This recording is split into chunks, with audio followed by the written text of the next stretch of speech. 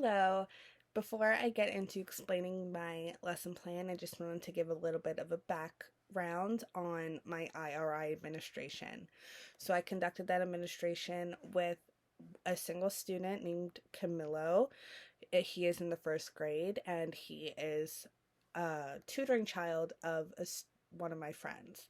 Unfortunately, I was not able to conduct the lesson on Camilo as he had gone on vacation during this time, but everything that I have put in the lesson plan, I have made and am ready to show you.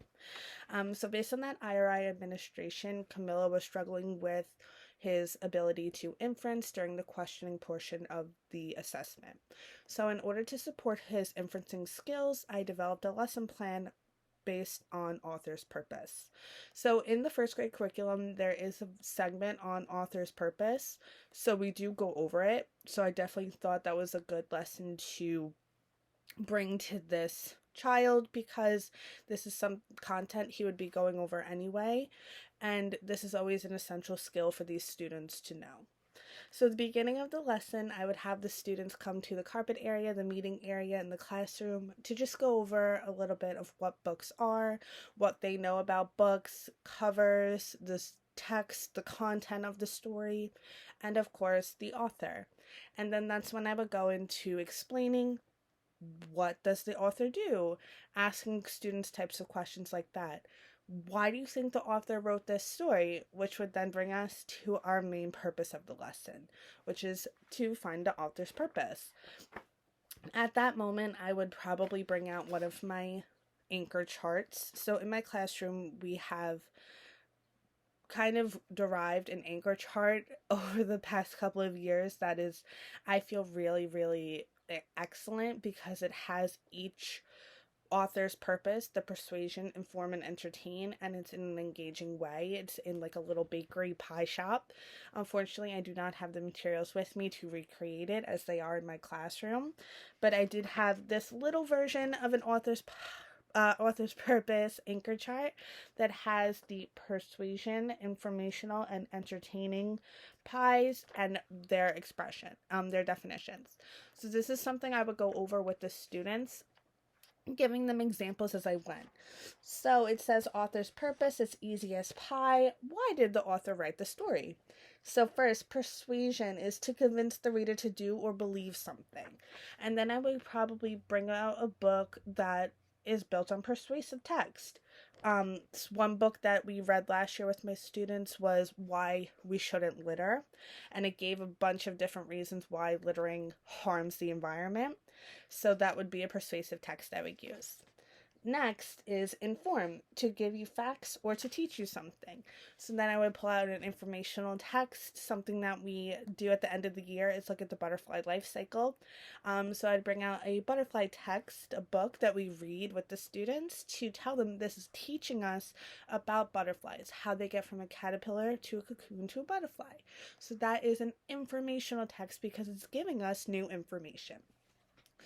And then finally, the E is to entertain, to make you enjoy what you're reading. So with this portion, I would bring out a book that we read commonly. In my classroom, at least, we really focus on Mo Willems' text. And that would be a book I pick any of them, really, because they're all really entertaining. So after that, I would probably keep this anchor chart up for students to refer to. Oops, it's a little crooked. Just throughout the rest of the lesson.